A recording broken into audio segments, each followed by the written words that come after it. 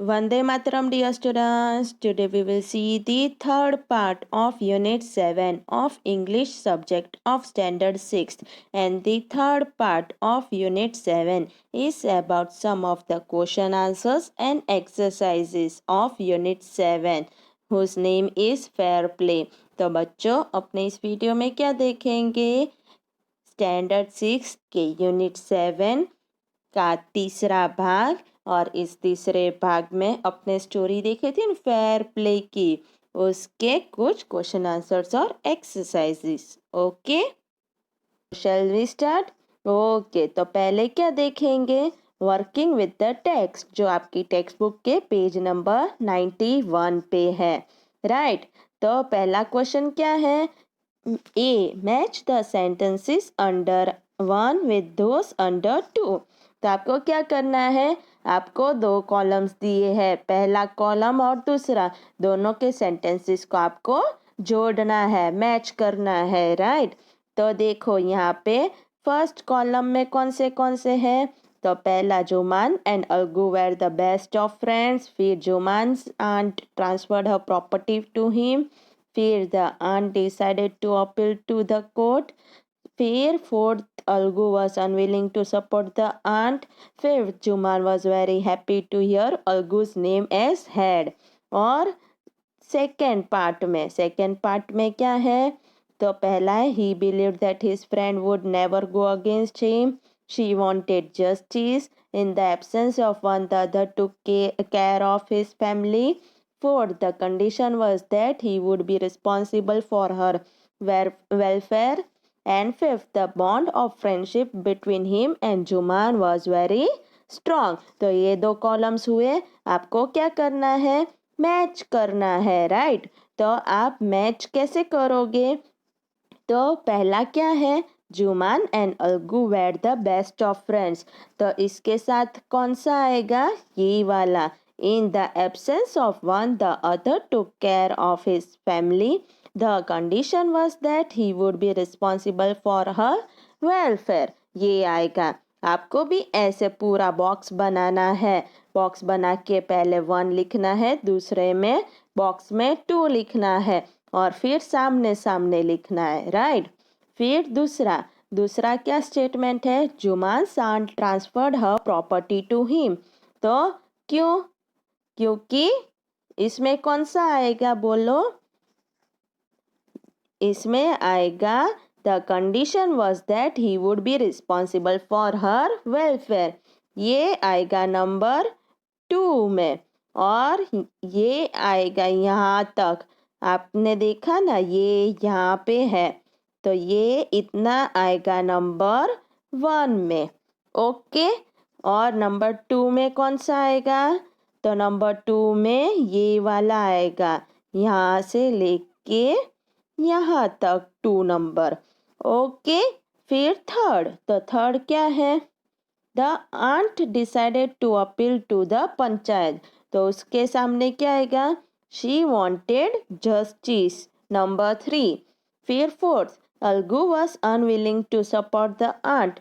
क्योंकि the bond of friendship between him and Jumman was very strong. तो ये आ गया नंबर 4। राइट, और अब फिफ्थ क्या है? Jumman was very happy to hear Algu's name as head panch. तो उसमें क्या आएगा? He believed that his friend would never go against him.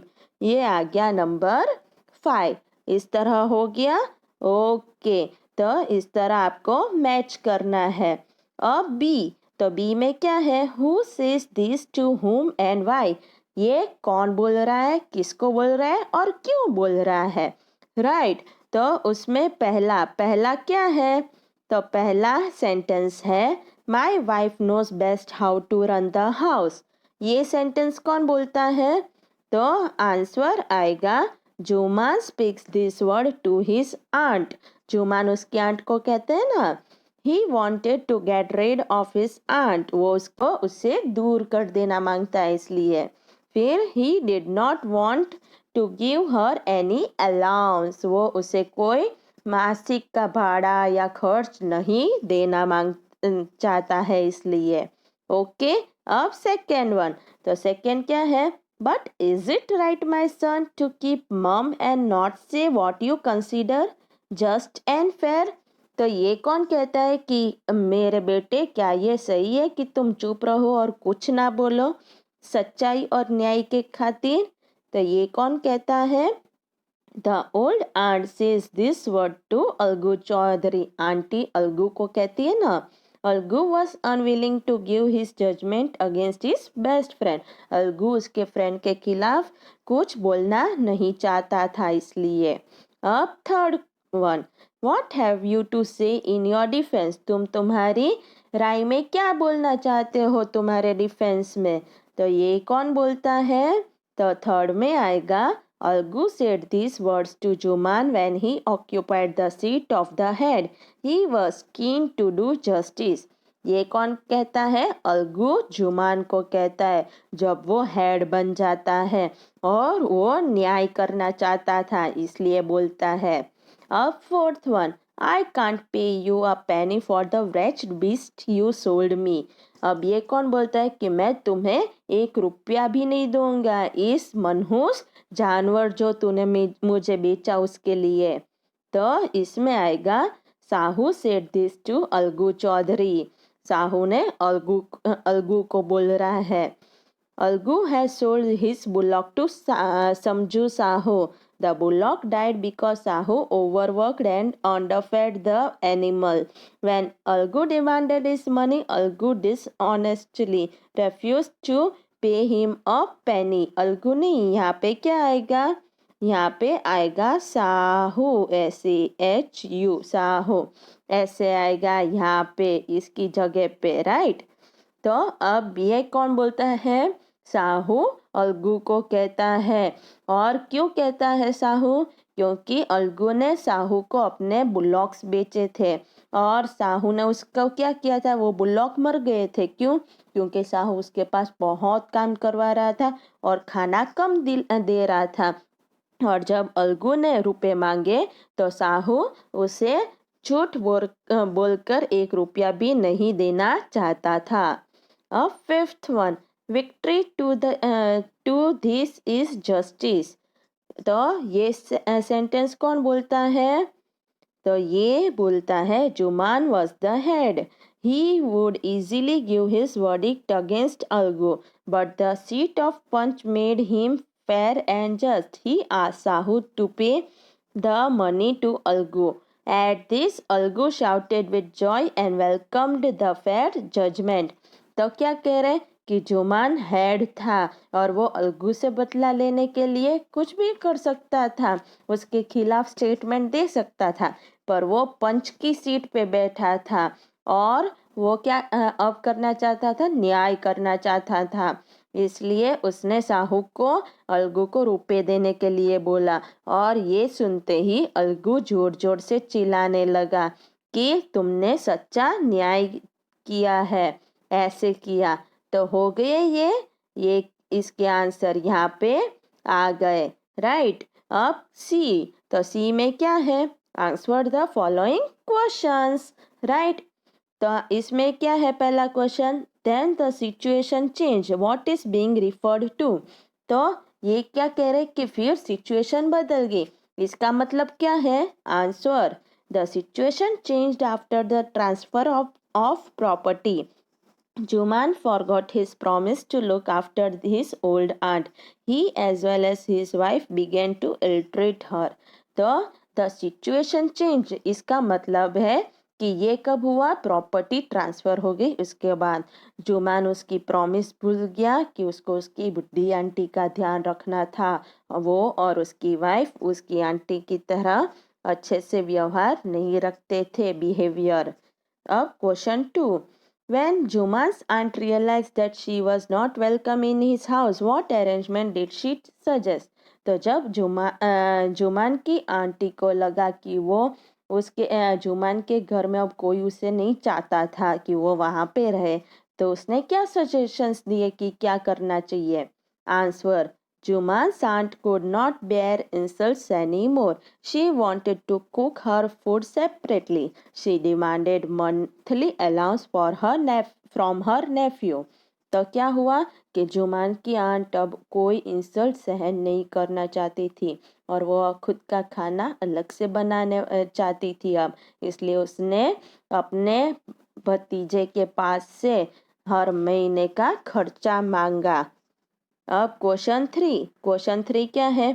What was the villagers' reaction when the aunt explained her case to them?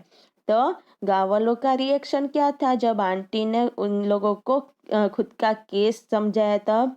Answer: The old woman went to several villagers to explain her case and get their support.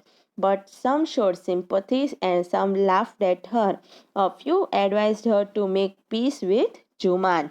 तब क्या कह रहे हैं कि जब वो बूढ़ी aunty बाकी गाँव वालों के पास खुद का केस समझाने गई और सपोर्ट मांगने गई तो कुछ ने तो दया दिखाई, कुछ उस पे हंसे और कुछ थे उन लोगों ने एडवाइस दी, सलाह दी कि तुम जुमान के साथ अच्छे से रहो ऐसे।